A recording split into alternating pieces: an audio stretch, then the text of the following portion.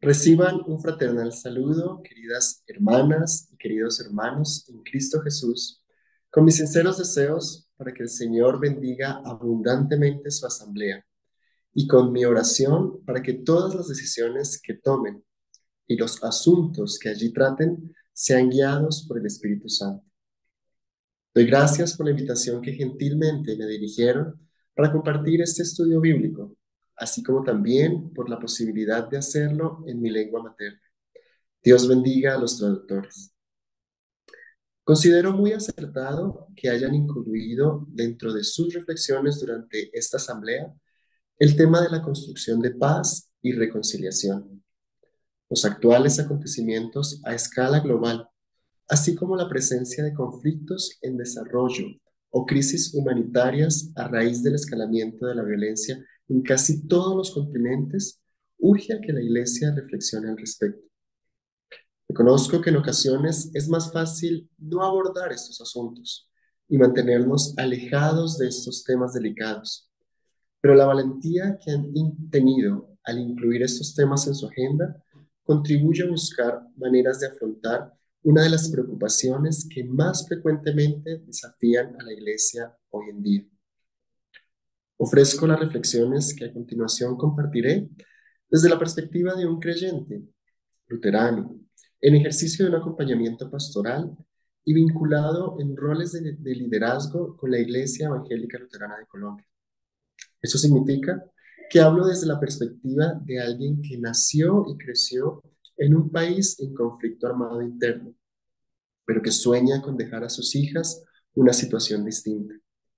También significa que mucho del trabajo pastoral que he desarrollado durante década y media ha tenido que hacer frente a las consecuencias que el conflicto armado ha dejado en nuestra población.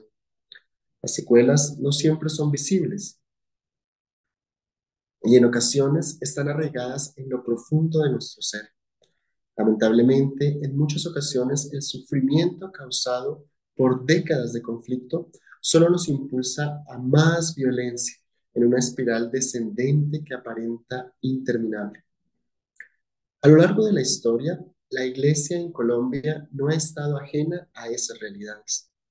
En diferentes momentos del pasado siglo, muchas denominaciones sufrieron algún tipo de violencia dirigida directamente hacia ellas, como por ejemplo la quema de sus templos, el desplazamiento de comunidades de fe, las amenazas o incluso la muerte de sus líderes religiosos, entre muchos otros aterradores incidentes. A su vez, también han soportado los flagelos de la violencia por ser parte de una sociedad más amplia. Esto quiere decir que, aunque en ocasiones no sean objeto directo de los actores armados por sus convicciones religiosas, sí han padecido las consecuencias de las guerras comunes a toda la sociedad colombiana. En el marco de ese contexto, muchas veces me he preguntado, ¿cómo se puede involucrar la Iglesia en procesos que conduzcan a la sanidad, reparación y no repetición de estos hechos? ¿Qué puede aportar para la construcción de comunidades reconectadas con su territorio tras sufrir los flagelos del desplazamiento forzoso, del confinamiento o la expropiación violenta de sus territorios, por solo nombrar algunas de las situaciones vividas en mi propio país? Existen elementos que desde la fe permitan acompañar a las comunidades que están sufriendo por estas situaciones. ¿Qué principios bíblico-teológicos pueden ayudar a los creyentes individualmente, pero también a la Iglesia en general para articular sus convicciones de fe con iniciativas que respondan a todas estas situaciones? Con todas estas preguntas en mi mente, vengo a ustedes con el deseo de reflexionar en un texto bíblico. El texto que he seleccionado para este estudio es Génesis 33, del 1 al 20. Permítanme leer los primeros dos versos de este capítulo. Cuando Jacob alzó la vista y vio que Esaú se acercaba con 400 hombres, repartió a los niños entre Lea, Raquel y las dos esclavas. Al frente de todos colocó a las criadas con sus hijos, luego a Lea con sus hijos y por último a Raquel con José. Cuando era niño, Crecí escuchando las historias del libro de Génesis en mi escuela dominical. Tal vez algunos de ustedes se identifican conmigo en este aspecto. Incluso tal vez algunos otros tienen a su cargo la preparación y realización de esas mismas clases. Las recuerdo con mucho precio. Sin embargo, muy pocas veces esos textos fueron relacionados con la realidad que vivía mi país por aquella época. No hablábamos del conflicto, ni mucho menos de la violencia que existía en las páginas de los diarios y en las páginas de la Biblia. Créanme que había muchos paralelos y aspectos notablemente parecidos. En realidad, eso puede pasarnos a menudo. Por ejemplo, el texto que acabamos de leer dice que Saúl se acercaba con 400 hombres. Es probable que años de leer nuestras Biblias con los lentes eclesiales nos hagan olvidar que estamos aquí frente a un caso de inminente episodio bélico. Lo que estos versículos nos señalan es que estaba a punto de desatarse un conflicto en proporciones equiparables a las que usted y yo tememos actualmente cuando algunos líderes mundiales anuncian la utilización de sus misiles. ¿Notó usted que el número de acompañantes de Saúl, 400, supera incluso al que acompañó a Abraham, 318, en su rescate de Lot? Algunos autores atribuyen a estos números una referencia velada al poder militar y económico que Saúl ostentaba antes del encuentro. El grupo que acompañaba a Saúl era considerablemente más grande que el que Abraham utilizó para enfrentar a 4 reyes y sus ejércitos, según Génesis 14. Suficiente para devastar la caravana de niños, niñas, mujeres, siervos y siervas que acompañaban a Jacob.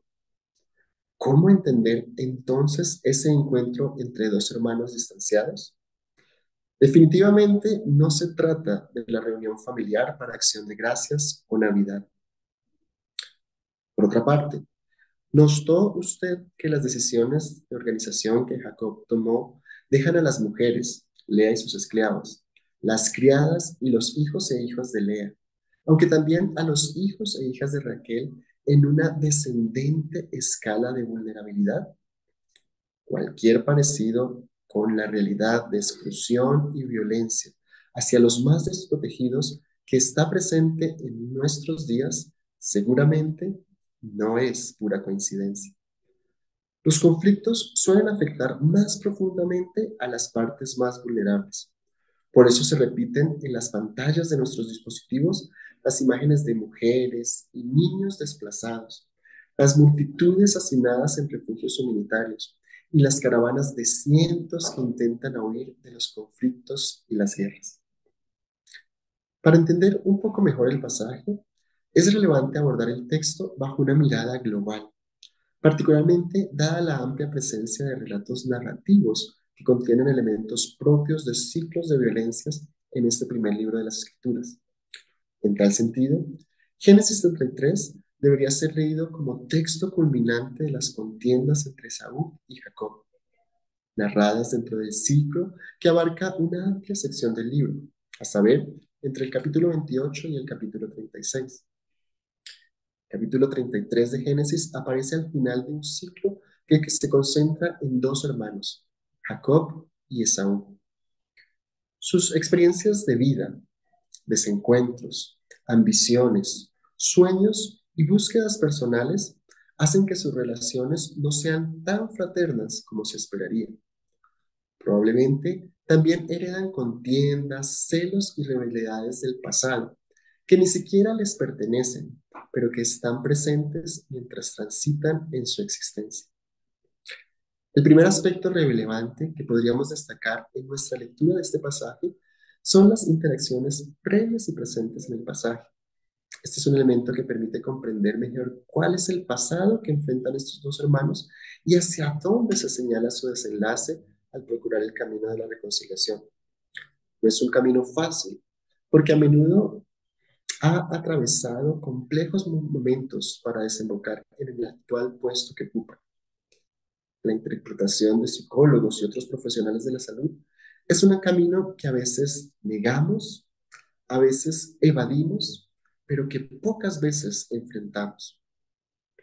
Es prioritario entender las historias detrás de las acciones y comprender las narrativas que hay detrás de los conflictos. Cuando desconocemos los antecedentes en la relación entre estos dos hermanos, fácilmente podemos juzgar a uno como culpable y absolver al otro. Al hacerlo, estamos olvidando todos los elementos que estaban implicados en sus historias de vida. Es posiblemente la misma situación que viven quienes son catalogados como delincuentes solo por su lugar de procedencia. Eso ha creado prejuicios que en ocasiones incluso desembocan en conflictos. Ignorar las complejas causas que están detrás sin darse el tiempo para conocer las historias de vida es una forma de evadir el pasado compartido por Esaú y Jacob. A menudo, un pasado que también cargamos quienes vivimos los presentes conflictos. Veamos un par de versículos más para avanzar en nuestra historia. Jacob, por su parte, se adelantó a ellos, postrándose en tierra 7 veces mientras se iba acercando a su hermano. Pero Esaú corrió a su encuentro y echándole los brazos al cuello, lo abrazó y lo besó. Entonces los dos se pusieron a llorar. Desde aquí y hasta el verso 15 se nos presenta una serie de conversaciones que van tejiendo el complejo sistema de negociación entre Jacob y Esaú. En total existen 5 rondas de diálogos que atestiguan lo interesante de la conversación.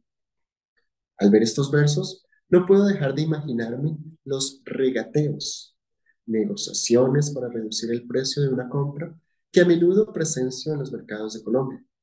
Por experiencia propia, sé que también están presentes en el Medio Oriente y en algunos países de África. Entiendo que son ajenos a los Estados Unidos, de modo que cuando un artículo está marcado con un precio, ustedes no intentan disminuirlo, apelando a la crisis económica, a la devaluación de los mercados o a cualquier otra de las situaciones actuales. Sin embargo, esta conducta es propia de las culturas reflejadas en la Biblia y hacen parte de lo que algunos estudiosos han denominado teoría de la cortesía. Los elementos aportados desde la perspectiva de esta teoría contribuyen a aproximarse a este episodio, generalmente asociado a un entendimiento simplista de la reconciliación desde otra postura, es decir, sin una posición ingenua que observe las relaciones fracturadas por los engaños, despojos, desplazamientos, rencores y escalamientos de la violencia bajo el cálido lente de las reconciliaciones superficiales. Una lectura bíblica llana es fácilmente objetable cuando se compara con las realidades derivadas de los conflictos, especialmente desde la perspectiva de las víctimas. En su lugar, una interpretación más aguda y bien nutrida por los elementos culturales asociados con los contextos de los pueblos que se desarrollaron en el cercano Mediano Oriente puede ayudar a una lectura mejor preparada que acompañe los procesos derivados de una transición desde el conflicto y la polarización hacia la paz y la reconciliación. No tenemos el tiempo suficiente para entrar en cada detalle de la teoría de la cortesía, ni para examinar su aparición en nuestro pasaje. Baste señalar que el lenguaje con el que Jacob se dirige a su hermano, llamándolo Señor en varias oportunidades y asimismo llamándose siervo, la presencia de partículas en el hebreo que no se traducen, pero que implican un alto grado de amabilidad, así como el gesto de postrarse repetidas veces y mostrar su sumisión, son algunos de los elementos explorados por ese acercamiento hermenéutico que permite ver el pasaje en cuestión desde otra óptica. Al considerar Génesis 33, es necesario reconocer la presencia de elementos de cortesía en un proceso de reconocimiento de responsabilidades en contraposición con una lectura más tradicional, que lee este capítulo desde una óptica de abrazos, lágrimas y diálogos sin profundidad. Analizar el relato de Jacob y Esaú en Génesis 33 desde la teoría de la cortesía invita a todo intérprete de las escrituras a considerar que en los procesos de reconciliación normalmente hay involucrados sentimientos profundos, complejas relaciones entre víctimas y responsables y diferentes propósitos que motivan la participación de unos y otros en el proceso de reconciliación. Un elemento que me parece importante resaltar es la necesidad de una escucha activa. A menudo parece que el encuentro entre Jacob y Esaú podría titularse un diálogo de sordos. Aunque existe un predominante uso de los diálogos en el pasaje y en varias ocasiones cada personaje se dirige al otro para interpelarlo, la sensación es que no se están escuchando realmente. Sus voces se pierden en el aire y esto no les permite avanzar a verdaderos encuentros de reconciliación. Justamente porque ninguno de los personajes pareciera oír, las acciones parecen desembocar en lo contrario a lo que se está diciendo. Ahora que nuestras hijas son adolescentes, con cierta franqueza y jocosidad, tengo que decir que este diálogo se parece muchas veces al que padres e hijos e hijas adolescentes tienen cuando les hablan y ninguno parece escuchar al otro. Para finalizar, permítame leer un par de versículos más. Aquel mismo día, Esaú regresó a Seir. Jacob, en cambio, se fue hacia Sucot, y allí se hizo una casa para él y cobertizos para su ganado. Por eso a ese lugar se le llamó Sucot. En uno de los espacios que acompaña a la Iglesia Luterana en Colombia, escuché una frase que ha cobrado especial cariño a medida que más contemplo Génesis 33. La frase textual fue: la reconciliación no es la meta. Reconciliación es el camino que recorremos como comunidad mientras vamos dando pasos para sanar, aprender y crecer mutuamente. Resulta muy interesante que a conclusiones similares ha llegado la academia al afirmar que tiene una descripción para cada elemento, para cada concepto. La Biblia hace teología mientras narra historias, compone comprensiones teológicas a medida que va compartiendo los relatos de los personajes bíblicos. El capítulo 33 de Génesis ha sido repetidamente señalada como un punto de llegada en el desenvolvimiento de la trama. La narración de los capítulos previos a Génesis 33 ha venido apuntando hacia un desenlace que pareciera culminar con la reconciliación de dos hermanos que estuvieron distanciados por décadas. No obstante, la narración no escoge vías fáciles y predecibles. El relato ofrece una ejemplificación de las complicaciones que pueden presentarse cuando dos partes en conflicto intentan restablecer sus relaciones. La narración no se presenta como un pasaje de lágrimas, abrazos y pedidos de perdón superficiales, sino que encarna a través de la misma forma de la narración lo complejo, cambiante y dilatado que puede llegar a ser un proceso de reconciliación. En los ciclos narrativos de Génesis, no se nos presenta una definición doctrinal de la reconciliación, sino a medida que se va desarrollando la historia, se nos permite ver varios aspectos de la reconciliación en acción. Una prueba contundente de ello es en el cambio en el destino final de Jacob, quien decide asentarse en Sucot y no en Seir, como lo había prometido a su hermano. No sabemos si aún existían temores de parte de Jacob por una futura retaliación de Saúl. No sabemos si algo percibió Jacob en la invitación que le hizo cambiar de planes, aún habiendo prometido seguir a su hermano. El texto no nos ofrece pistas sobre los elementos que le llamaron a tomar esa decisión. No obstante, Jacob y Esaú, después de su encuentro, tomaron caminos diferentes. Me gustaría invitarles a que tomen unos momentos para reflexionar en pequeños grupos en las tres siguientes preguntas. Primera, ¿cuáles son los aspectos que generan conflictos en tu familia, tu iglesia o tu sociedad? ¿Cómo suelen ser afrontados? ¿Con la negación, con la confrontación, con la resolución? Segundo, existen aspectos del comportamiento de Jacob, narrados en Génesis 33, que pueden ayudarnos a comprender mejor la construcción de paz y reconciliación.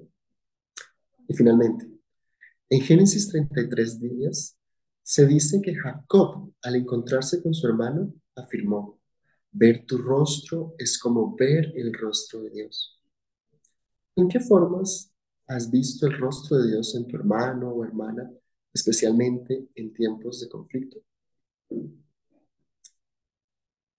Quiero finalizar el tiempo que amablemente me han concedido en esta asamblea, aportando algunas ideas que pueden ser útiles en nuestras labores. En ninguna manera son conclusivas, sino que espero sigan provocando la reflexión y el análisis de textos como el que hoy hemos estudiado y posible muchos otros relacionados con el tema aquí expuesto. En primer lugar, me gustaría afirmar que los procesos de reconciliación y construcción de paz son a menudo más complejos de lo que nos gustaría. Es más fácil creer en las reconciliaciones que venden las películas románticas, pero nuestra realidad es más compleja que los romances que venden en Hollywood. La reconciliación y construcción de paz es un proceso a largo plazo. Mediante diferentes acciones, las partes en una disputa violenta construyen confianza, aprenden a vivir en forma cooperativa y crean condiciones de paz estables. Existen diferentes niveles en los que se puede expresar esta reconciliación, ya sea individual, comunitaria y o nacional. En muchos procesos formales de reconciliación se involucran también espacios de diálogo, reconocimientos de culpa, procesos judiciales, comisiones de la verdad y reconocimientos de responsabilidades mediante actos simbólicos. Colombia ha pasado por difíciles décadas a raíz de múltiples conflictos internos. El conflicto armado interno de Colombia ha durado más de 50 años y ha creado desigualdades y violencias en todo el país. El conflicto ha dejado más de 260.000 muertos y ha afectado a más de 8 millones de víctimas. En particular, las comunidades campesinas, afrodescendientes e indígenas han tenido que soportar vez tras vez las consecuencias de los enfrentamientos entre diferentes actores armados. Esa dinámica ha imbuido a nuestra sociedad en un ciclo de violencias que se muestran como interminable. Las historias de desplazamiento, masacres, escalamiento del conflicto y deterioro del tejido social se han multiplicado de tal manera que para muchos de los habitantes de este país son solo parte de la cotidianidad. Sin embargo, en medio de esa realidad, la Iglesia en Colombia ha asumido un compromiso de construcción de paz y reconciliación. En Jesucristo se nos ha revelado Dios. Al contemplarle, contemplamos su propio rostro. Es un rostro de perdón y reconciliación. En nuestros semejantes se nos invita a ver el rostro de Dios. Jesús dijo que al servir a otros, alimentándoles, visitándoles, vistiéndoles, recibiéndoles como a propios y no tratándoles como a extraños, visitándolos en los lugares de reclusión y enfermedad, estamos sirviendo al propio Jesús. Que el Señor nos ayude para que como iglesia podamos proclamar con nuestras palabras y nuestras obras esa reconciliación a la que Jesús nos ha invitado.